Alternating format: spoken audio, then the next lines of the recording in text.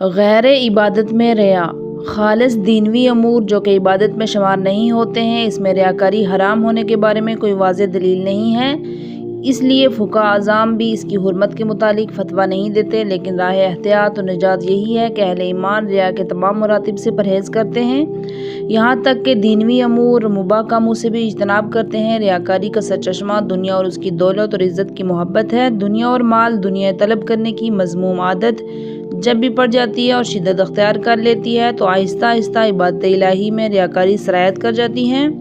مرحوم فیض کاشانی مہجت البیضاء نامی کتاب میں عبادت اور غیر عبادتی امور میں ریا کے بارے میں یوں بیان فرماتے ہیں: ریاکار جن امور میں دکھاوے کے لیے کام کرنے میں وہ 5 ہیں: بدنی ریا، صحیح ریا، شکل و صورت اور لباس کی ریا، عملی ریا، پیروی اور خارجی اشیاء میں ریا۔ ان میں سے ہر ایک امور دنیا سے متعلق ریا ہوتی ہیں یا اخروی امور سے متعلق، اور تفصیل حسب ذیل ہے۔ بدنی ریا کا مطلب اخروی امور کی عبادت میں بدنی ریا سے مراد یہ ہے کہ انسان اپنی بدن کو کمزور بنا دے اور اظہار کرے کہ خوف و خشیت اور خوف شبیداری میں کثرت اور خواب و خوراک کی قلت اور واقع ہو گئی ہے، جس کے نتیجے میں بدن ضعیف ہو گیا ہے۔ یہ ہونٹوں کو خوش رکھے تاکہ لوگ اسے روزے دار سمجھیں، یا خود کو اخروی امور میں منہک دکھانے کی کوشش کرے تاکہ لوگ تعجب کریں یہ شخص بڑا پرہیزگار ہے، اس دن رات دینی امور میں مشغول رہتا ہے۔ بدنی ریا کی دوسری قسم دینوی امور میں بدنی ریا ہے، جس سے مراد اپنے قومی ہیکل، طاقت، موٹاپا، زیب و زینت اور نفاست ہے، یعنی لوگوں کو نظروں میں سمانا اور اچھا لگنا۔ شکل و صورت اور لباس کی ریا، اخروی امور میں ہیبت و پوشاک کی ریا، مثلاً مونچھوں کو منڈوا کر صاف کرنا تاکہ لوگ گمان کریں یہ شخص آداب و سنت کا سختی سے پابند ہے، یا راستہ چلتے وقت سر اور نظر کو نیچا کر کے باوقار آہستہ آہستہ چلنا اور سجدے کے آثار پیشانی سے ظاہر کرنا، گندے پھٹے لباس کو پہن کر ترک دنیا کی نمائش کرنا وغیرہ وغیرہ۔ دنیوی امور میں پوشاک کی ریا اس طرح ہوتی ہے کہ اہل دنیا کو دکھانے کی خاطر قیمتی اور نفیس کپڑے زیب تن کرے تاکہ لوگ ان کی طرف متوجہ ہوں اور ان کی توجہ ان کی طرف مبذول ہو۔ قولی ریا، آخرت کے امور میں اقوال کی ریا، مثلاً لوگوں کے سامنے لبوں کی حرکت دیتے ہوئے ذکر میں مشہور ہو جائے، یا اپنی فضیلت اور بزرگی اور علمی قابلیت کی نمائش کے لیے وعظ و نصیحت کرے، اور مجالس و محافل میں امر بالمعروف اور نہی منکر کرتے ہوئے حاضرین کو ڈرائے اور دل میں خلوص نہ ہو۔ اسی طرح دنیوی امور میں قولی ریا سے مراد لوگوں کے سامنے اپنے کمالات کا اظہار کرنا تاکہ لوگ اس کا احترام کریں، فضیلت کے قائل ہو جائیں، جس موضوع پر بحث ہو وہ اپنی اظہار نظر کرے تاکہ لوگ اسے باخبر اور دانشمند سمجھیں، ہر ایک کے ساتھ خوش آمد اور زبانی ہمدردی کا اظہار کرے تاکہ لوگ اس کے شیفتہ ہو جائیں۔ عمل کی ریا، اخروی عمل میں ریاکاری جیسا لوگوں کے سامنے نماز پڑھتے ہوئے لمبی صورتوں کی تلاوت کرنا، رکوع و سجود کو تول دینا، خضوع اور خشوع کی نمائش کرنا، واجب و مستحب روزے رکھنا، حج و زیارت بجا لانا، کھانا کھلانا، صدقات دینا صرف اس لیے ہو کہ لوگ اس کو متدین اور عبادت گزار تصور کریں۔ دینوی عمل میں ریاکاری سے کام لینا، مثلاً جہاں لوگوں کی اکثریت ہو وہاں اس کے رجحان کے مطابق رقم خرچ کرنا تاکہ لوگ اسے سخی کہیں اور شہرت پائیں، یا بڑی رقم خرچ کر کے کثیر تعداد میں لوگوں کو دعوت دے اور ان کی خاطر مدارات کرے۔ بیرونی اور خارجی امور میں ریا، گزشتہ 4 قسموں کی ریا انسان کی ذات سے تعلق رکھتی تھی، اب 5ویں قسم کا بیان ہوتا ہے جس کا تعلق خارجی امور سے۔ ایسی ریا بھی گزشتہ کی طرح دینوی اور اخروی امور میں واقع ہوتی ہے۔ اخروی امور میں ریا کی مثال یہ ہے کہ کوئی شخص دینداروں اور علماء کی مجلس میں بغیر دلی لگاؤ کے محض دکھاوے کے لیے شرکت کرے، یا عبادت گزار اور پرہیزگاروں کے ملنے جائے اور اپنے گھر میں اس کو دعوت دے تاکہ لوگ اسے دیندار اور علم دوست اور بزرگوں کا ہم نشین خیال کریں۔ اسی طرح دینوی امور میں بھی ریاکاری ممنوع ہے، مثلاً حکمرانوں اور بادشاہوں کے دربار میں زیادہ آمد و رفت کرنا تاکہ لوگ اس کے اثر و نفوذ کے قائل ہوں، اور اس طرح وہ سادہ لوح افراد کو فریب دے کر اپنے مطالب حاصل کریں۔ ریا قصد سے مراد ہوتی ہے، واضح ہو کہ ریاکار دار و مدار آدمی کے قصد پر ہے، بالالفاظ دیگر ہر وہ عمل جو لوگوں کو دکھانے یا ان کے نزدیک مرتبہ بلند کرنے، ان کو خوش کرنے کے لیے انجام دیتا ہے وہ ریا ہے، چاہے وہ عمل دینوی ہو یا اخروی۔ مذکورہ 5 قسم کی ریا کے سلسلے میں جو مثالیں پیش کی گئی ہیں وہ در حقیقت ان اعمال میں ریا داخل نہیں ہوتی جب تک عامل ریا کا قصد نیت نہ کرے، مثلاً اگر صفائی اللہ کی خوشنودی یا فرمان برداری کے قصد سے بجا لایا تو یہ عمل عبادت ہے، لیکن اگر دکھاوا مطلوب ہے تو ریا اس طرح اچھے لباس زیب تن کرنا یا بہترین مکان بنانے میں اگر نعمت خداوندی کے کلی اظہار کا قصد رکھتا ہو تو عبادت ہے، اور اگر نمائش و نمود کا پہلو لیے ہوئے ہے تو ریا بن جاتی ہے۔ اگر اس موضوع کا تفصیلی مطالعہ مقصود ہو تو کتاب قلب سلیم کی جانب رجوع فرمائیں۔ یاس دوسرا گناہ کبیرہ رحمت خداوندی سے نومیدی ہے۔ الیاسو من روح لغت میں اس نسیم کو کہا جاتا ہے جسے انسان کو لذت اور راحت ملتی ہو۔ جو لوگ پروردگار عالم کی قدرت، فضل و کرم اور رحمت لا متناہی پر اعتقاد نہیں رکھتے تو ان کی بجائے مایوسی پیدا ہوتی ہے۔ قرآن پاک میں انہیں کافروں کی صفت قرار دیا گیا ہے۔ سورہ نمبر 12 اور آیت نمبر 87، بے شک رحمت خدا سے نومید نہیں ہوتا مگر گروہ کفار۔ حضرت امام جعفر صادق علیہ السلام، حضرت موسیٰ کاظم علیہ السلام اور حضرت محمد تقی علیہ السلام نے رحمت خدا سے مایوسی کو گناہ کبیرے کے حصے میں شمار کیا ہے۔ شرک کے بعد سب سے بڑا گناہ۔ شرک کے بعد کوئی گناہ نومیدی کی نسبت بڑا گناہ نہیں ہو سکتا، کیونکہ کسی گناہ میں انسان اس وقت ملوث ہوتا ہے جبکہ وہ ہر طرف سے مایوس ہو۔ البتہ ممکن ہے کہ ایسا گناہ گار توبہ و استغفار کرے تاکہ اللہ تعالیٰ اس کی مغفرت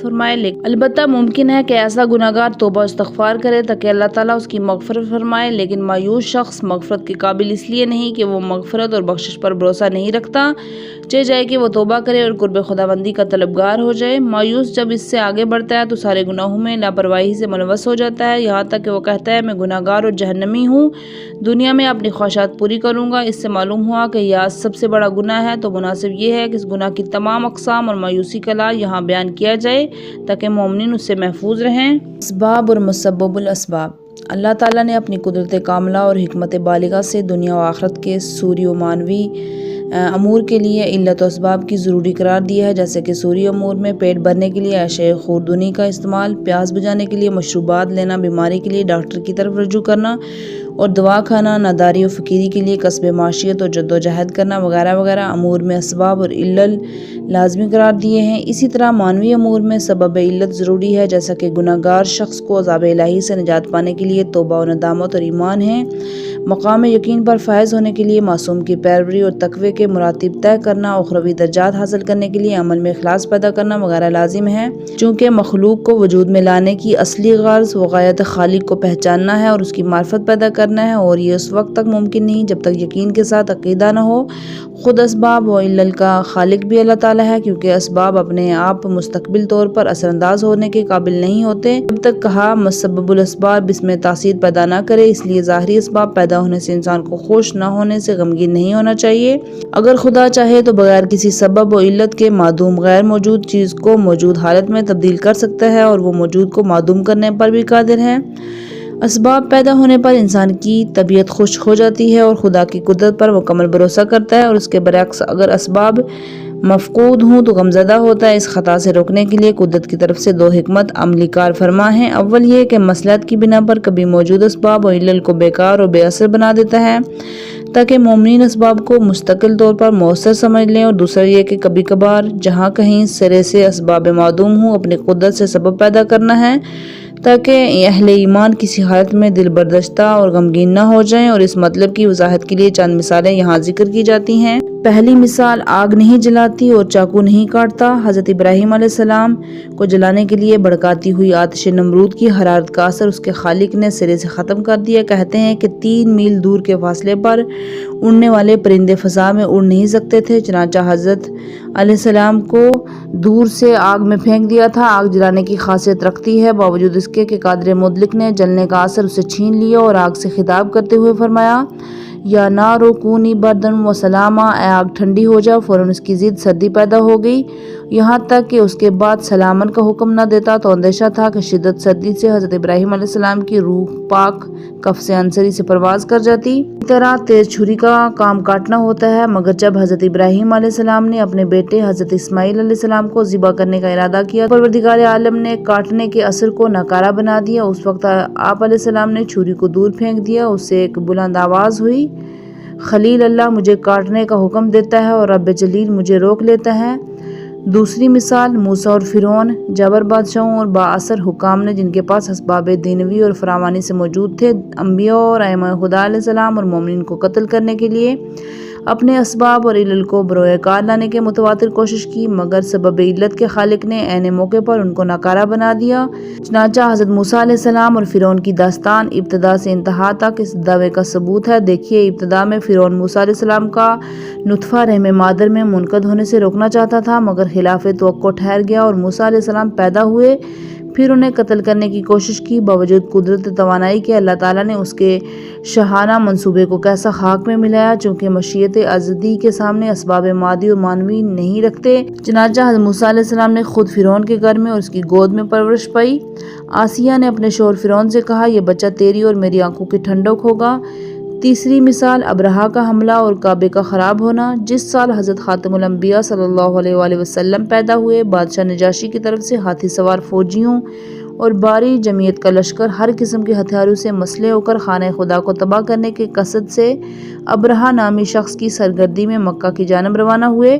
ابرہہ کو بے شمار فوجوں اور اسلحہ پر بڑا گمنڈ تھا اور اطمینان تھا، مگر مسبب الاسباب بیچاروں کے چارہ ساز نے اس کے سامان اور اسباب کو یکسر معطل کر دیا۔ جہاں سبب کے خالق نے چاہا، وہیں انسان حیوان سب رک گئے۔ مسجد حرام جانے کے لیے بہت زور لگایا، مگر ہاتھیوں نے ایک قدم آگے نہ بڑھایا۔ دوسری طرف اچانک بے شمار ابابیل نامی پرندے فضا میں نمودار ہو گئے اور 3 عدد کنکریاں چونچ اور پنجوں میں پکڑ کر اپنے ساتھ لائے تھے۔ وہ اصحاب فیل کے اوپر فضا میں چھانے کے بعد ایک کنکری ایک فوجی کے سر پر مارنے لگے۔ ہر ایک کنکری قد کی لمبائی سے گزر کر زمین کے اندر داخل ہو گئی۔ آخر الامر سب ہلاک ہو گئے۔ ایک فوجی زندہ بچا۔ اس شاہ نجاشی کے دربار میں پہنچ کر مفصل سرگزشت بیان کی۔ اس واقعے کی اہمیت کے پیش نظر اب تک اس سال کو عام فیل کہتے ہیں۔ چنانچہ تاریخ عرب میں لکھا ہے کہ حضرت خاتم الانبیاء صلی اللہ علیہ وآلہ وسلم کی ولادت سن عام الفیل، ان کی بعثت عام الفیل کے 40ویں سال میں واقع ہوئی تھی۔ چوتھی مثال حضرت خاتم المرسلین صلی اللہ علیہ وآلہ وسلم کے وجود مبارک کو مکہ معظمہ میں خون کے پیاسے کافروں نے اور تمام جنگوں میں اپنی حفاظت و حمایت رکھنا اللہ تعالیٰ کی آیات عظیمہ میں ایک بڑی نشانی شمار ہوتی ہیں۔ چنانچہ اعلان نبوت کے آغاز سے آخر تک تمام مشرکین متفق ہو کر سارے اسباب سوری و مادی اکٹھے کر کے رسول خدا صلی اللہ علیہ وسلم کو شہید کرنے کے در پہ آمادہ رہے، لیکن چراغی راہ کے ازدبر فروز کسی کو تف کند ریش بسود۔ پانچویں مثال وہ ظاہری سبب کے بغیر پیدا کرتا ہے۔ اللہ تعالیٰ دینوی اور مادی امور کو ظاہری اسباب موجود نہ ہوتے ہوئے بھی اپنی قدرت کاملہ سے پیدا کرتا ہے۔ اس قسم کی مثالیں ہمارے سامنے بے شمار ہیں۔ ان میں سے ایک حضرت ابو البشر آدم علیہ السلام کی ہے۔ وہ ماں اور باپ کے بغیر عدم عالم میں وجود میں آئے اور حضرت مریم سے کسی بھی ہم جنس کے چھوئے بغیر حضرت عیسیٰ مسیح کا حمل ہوا۔ حضرت زکریا علیہ السلام کو بڑھاپے اور ضعیفی کی حالت میں ان کی زوجہ آسیہ کے باوجود حضرت یحییٰ علیہ السلام کو پیدا فرمایا اور حضرت ابراہیم علیہ السلام کے لیے حضرت اسحاق علیہ السلام کو عنایت فرمایا۔ باوجود خلیل اللہ بہت ضعیف اور ان کی اہلیہ حضرت سارہ بانجھ تھی۔ حضرت محمد مصطفیٰ صلی اللہ علیہ وآلہ وسلم کا علم اور حکمت کسی درسگاہ میں نہ جانا۔ حضرت محمد مصطفیٰ صلی اللہ علیہ وسلم کبھی کسی مدرسے سے تشریف نہیں لے گئے، نہ کوئی معلم دیکھا، نہ کچھ لکھنا سیکھا، لیکن باوجود اس کے آپ معلم بشر تھے اور قرآنی علوم اور معارف پر مکمل عبور رکھتے تھے، بلکہ آپ صلی اللہ علیہ وآلہ وسلم کی ذات تمام انبیاء اور ماسبق کے معجزات و کمالات کا مکمل مجموعہ و مظہر تھی۔ بے عبارت دیگر یہ حالات طبیعت انسانی کے معمولات کے بالکل برخلاف ہیں کہ اتنے بے شمار اوصاف ظاہری علل و اسباب کے بغیر پیدا ہو گئے۔ وہ بغیر سبب کے حاجتیں پوری کرتا ہے۔ خدائے رحمان اپنے بندوں کی دعائیں قبول اور سختیاں دور کرتا ہے۔ چنانچہ ہمارے مشاہدے سے شاہد میں بہت سارے مجبور بے بس افراد جن سے ظاہری اسباب کی کڑیاں اس کے رشتے ٹوٹ چکے تھے، وہ حیران و پریشان تھے، لیکن ان کی دعاؤں کے اثر سے خداوند تعالیٰ نے ان کی حاجتیں پوری کر دیں۔ صدقات کی برکت سے نومید مریضوں کو شفا عطا کی، بے نوا فقیروں کو غنی کر دیا، مختلف بلاؤں میں گھرے ہوئے اشخاص کو ایسے راستوں سے نجات دلائی جس کا وہ سوچ بھی نہیں سکتے تھے۔ اس قسم کی بے شمار داستانیں اور حکایتیں احادیث تواریخ کی کتاب میں بھری پڑی ہیں۔ سبحان اللہ تعالیٰ، خداوند سبحان کی رحمانیت اور کریمیت کو مولا کائنات جناب امیر المومنین نے اشعار کی شکل میں اس طرح بیان فرمایا ہے: ہم پر اللہ کا کس قدر لطف و کرم ہے، یہ نہایت ہی ذہین و انتہائی سمجھدار انسان ہی درک کر سکتا ہے۔ سخت دشواریوں میں پھنسنے کے بعد کس قدر آسانی سے چھٹکارا عطا کرتا ہے اور شکستہ دلوں سے غم اندو کو دور کرتا ہے۔ کتنے امور میں انسان صبح غمزدہ ہوتا ہے اور شام کو وہ مسرت و شادمانی میں تبدیل ہو جاتا ہے۔ جب تیرے امور سختی اور حالات تنگی سے دوچار ہو جائیں تو خدائے فرد اور واحد و بزرگ کو برتر مکمل بھروسہ کرے۔ حب علی علیہ السلام۔ امام یافی اپنی کتاب روز الریاحین میں دیوان مبدی کی شرح لکھتے ہوئے نقل کرتے ہیں کہ کسی بادشاہ نے موتی کا ایک دانہ اپنے ملازم کے لیے حوالے کیا۔ اتفاقاً وہ موتی اس کے بچے کے ہاتھ لگ گیا اور بچے نے اس موتی کے 2 ٹکڑے کر دیا۔ اب غلام بہت پریشان ہوا، بادشاہ کو کیا جواب دے گا؟ چنانچہ کسی مومن نے کہا کہ اس ربائی کو صدقے خلوص کے ساتھ پڑھو، انشاءاللہ مشکل حل ہو جائے گی۔ ابھی غلام نے ان اشعار کو پڑھنا شروع ہی کیا تھا، اسی اثنا میں بادشاہ کی طرف سے ایک آدمی آیا، کہنے لگا کہ بادشاہ کی کنیز بیمار ہو گئی ہے اور معالج نے کہا ہے کہ ایک موتی توڑ کر پیس کر کنیز کو کھلایا جائے، وہ صحت یاب ہو جائے گی، لہٰذا بادشاہ کو حکم ہے اس موتی کو توڑ کر فوراً سفوف بنایا جائے۔ بشر کا انجام، وہ امور معنوی جو آخرت سے تعلق رکھتے ہیں، ان اسباب و علل موجود ہوتے ہوئے اللہ تعالیٰ انہیں یکسر معطل بے اثر کر دیتا ہے، جیسا کہ وہ لوگ اپنے نفس کے ساتھ جہاد کر کے سعادت و خوش نصیبی کے اسباب فراہم کرنے میں وہ بلند مرتبوں پر فائز ہو گئے ہیں، لیکن اس کے بعد اس قسم کے اشخاص پیمرو کی پیروی نہ کرنے اور بڑے گناہوں کے مرتکب ہونے کی بنا پر ان کے اعمال باطل قرار پاتے ہیں۔ بعالم باورا اور اس ابدی بدبختی، بعالم باورا کمالات اور بلند درجات کی انتہاؤں پر فائز تھا، لیکن بادشاہ وقت کی خواہش پوری کرنے کی خاطر اپنے زمانے کے پیغمبر خدا کی مخالفت پر اتر آیا۔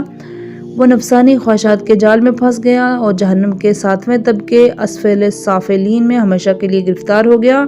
قرآن مجید میں اسے کتے سے تشبیہ دی گئی ہے، تو اس کی مثال اس کتے سی ہے جس کو اگر دھتکارو تو وہ بھی زبان نکالے رہے، اگر چھوڑو تو وہ تب بھی زبان نکالے رہے۔ تنبیہ، اہل معرفت اور صاحبان ایمان جو کہ معنوی بلند درجات پر فائز نہیں، انہیں کبھی بھی اپنی ذات پر بھروسہ اور تکیہ نہیں کرنا چاہیے، اور وہ ہر لحظہ بری حالت میں عمر کے تمام ہونے سے خائف رہیں، چونکہ تمام موجودات کا مرکز، اعتماد و تکیہ گاہ صرف اللہ تعالیٰ کی ذات ہے۔ خوشحالی اور شادمانی کے ظاہری اسباب کو ہرگز دائمی اور مستقبل طور پر مؤثر نہیں جاننا چاہیے، کیونکہ خالق اور حقیقی تمام اسباب کے لیے بے اثر کرنے پر قادر ہے۔ حسن عاقبت، آخرت کے معنوی امور اسباب جب کہ بالکل معدوم تھے تو پروردگار عالم نے اپنے فضل و کرم سے اسباب مہیا کیے، اور اس بارے میں بہت سی روایتیں اور حکایتیں نقل کی گئی ہیں، جس میں سے بے شمار لوگوں کی شقاوت اور بدبختی اور غماندو کے گہرے کمے میں پریشانی حال کے اسباب ذکر کیے گئے ہیں۔ باوجود اس کے کہ اشخاص اپنے خالق سے دور تھے، پھر بھی رحمت الہی کی گھنگور گھٹائیں اچانک پھیلنے لگی، اس کے فضل و کرم کے جھونکے چلنے لگے، اجڑی ہوئی کھیتیاں سرسبز و شاداب ہونے لگیں، اور ان الہی نعمتوں کے مشاہدے سے ہر عاقل ہوش مند اپنی جگہ انگشتے بدندان رہ گیا۔ فرعونی جادوگر کے شقی اور 2 جہاں کے بد نصیب ہونے کے لیے اتنا کہہ دینا دنیا کاری ہے۔ جادوگر نہایت ہی گندا کاروبار اور موجب گناہ کبیرہ ہے۔ جادوگر حضرت موسیٰ علیہ السلام جیسے جلیل القدر پیمرو کے مقابلے کے لیے کھڑے ہو گئے تو اچانک لطف و مہربانی پروردگار عالم ان کے شامل حال ہوئی اور حقیقتیں مجسم ہو کر ان کے سامنے آ گئی۔ فوراً ان کی حالت و طبیعت پلٹ گئی، یہاں تک کہ فرعون کی سخت دھمکیوں سے بھی ذرا برابر مروب نہیں ہوئے۔ حالانکہ حضرت موسیٰ علیہ السلام پر غالب ہونے کی صورت میں فرعون نے جادوگروں کو مال و ریاست دینے کا وعدہ کیا تھا۔ سورہ نمبر 26 آیت نمبر 50۔ تمہارے ایک طرف کے ہاتھ اور دوسری طرف کے پاؤں کاٹ ڈالیں گے، تم سب کو سولی دے دیں گے۔